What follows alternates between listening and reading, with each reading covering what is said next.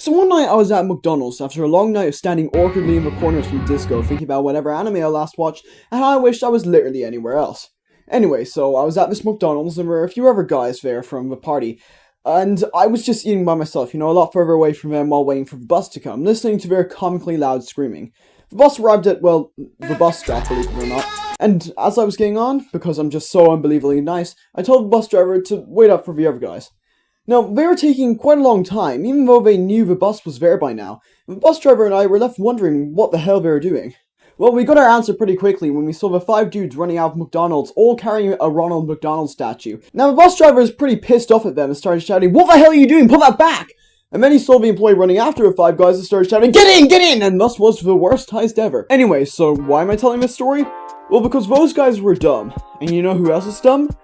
Just about everyone who tries to make a Peak Simulator inspired game, it seems. So, those of you who are keeping up with the most important drama in the world right now, the Sophie Stardrop situation, you will be aware of just how shockingly well this video right here aged. Now, I'm not talking about Sophie in this video. Wait, no, please! Instead, I'm going to be talking about this so-called, well, you've read the title, but for those of you who are dyslexic, I'm going to be talking about the Yandere Simulator Curse. Ah, shucks! Ah, crap! Ah, fiddlesticks! If you don't know what the Yandere Simulator Curse is, then, well, why did you click on this video? If you haven't seen any of my other videos, well then, check outside your home. But other than that, I've been working on a Yandere Simulator inspired game.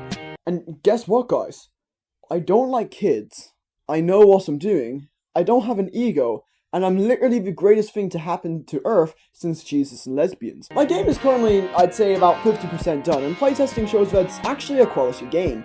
But now, I was a little surprised here myself, because, well, the pretty widely accepted consensus is that we ain't ever getting a game with this fucking concept, bro. But here I am with a 10-hour-long game that I think will be ready to release this July. So I began thinking about the Yandere Simulator Curse, and after hearing 2 opinions now, I think I have the answer to the Peak Simulator Curse.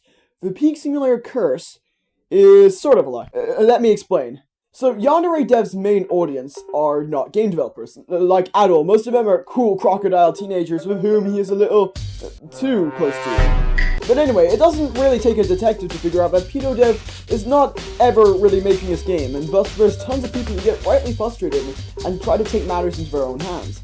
And I'm one of those people who Pedo Dev made angry, and you don't want to mess with me when I'm angry. Anyway, the people who are trying to make these Peak Sim games, well, if you put them at gunpoint and told them to make the best game they can without resorting to a Unity tutorial every 5 seconds, the best they'd whip up is Cow Clicker 2. And thus, they usually just get other people to make the game for them, people who aren't paid. Trust me guys, impoverished African children don't have it nearly as difficult as game developers. Anyway, just because they can't make a game doesn't make getting other people to work for you for free on every aspect of the game any better.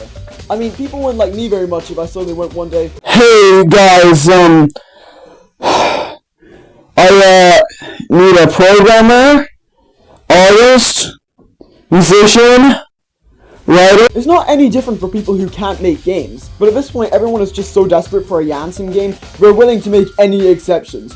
But these new developers often encounter a pretty big problem. You see, when game developers are first starting out, they don't have to deal with learning PR, that's a skill you learn way later down the line. But marketing your game as Yandere Simulator if it was good is a pretty decent way to gain clout.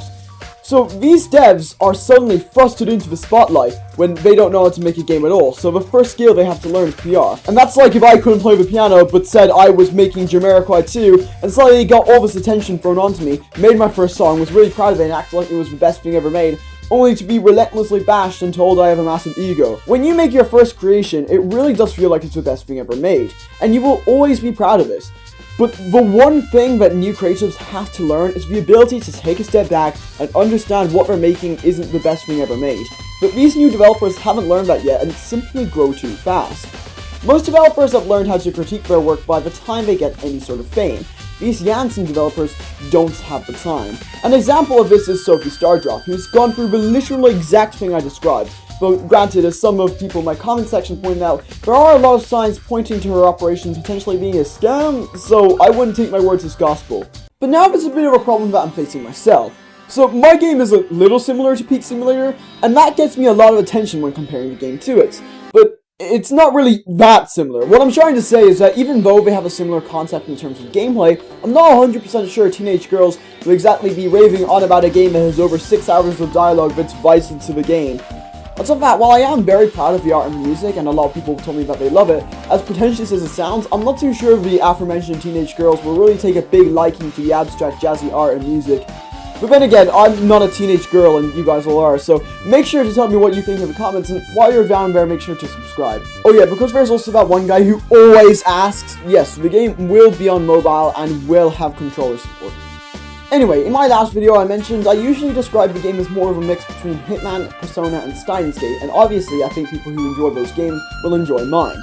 But now the keen-eyed perceptive polls around you may notice that Yandere Simulator, it's not on that list. Now, I really do think it's mainly the sheer amount of story content that may be the thing that drives people away, but then again, the story is very character-driven and intense, filled with a lot of plot twists, and the Jansen fandom absolutely loves their characters, and the story is definitely dramatic and intense enough to keep most attention spans.